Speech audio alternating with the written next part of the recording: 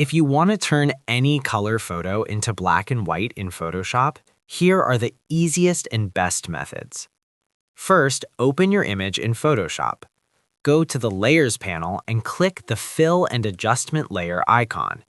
Choose black and white. Your photo instantly turns black and white.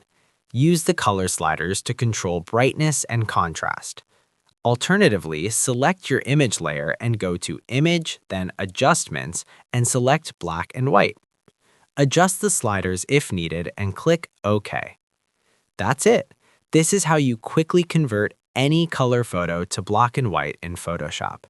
If this tutorial helped you out, make sure to like and subscribe for more helpful guides.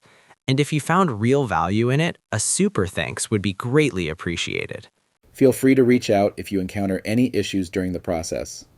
If this video helps you out, please leave a like and subscribe. Comment below if you have any questions. If you need further assistance, consider hiring a professional using the link in this video below.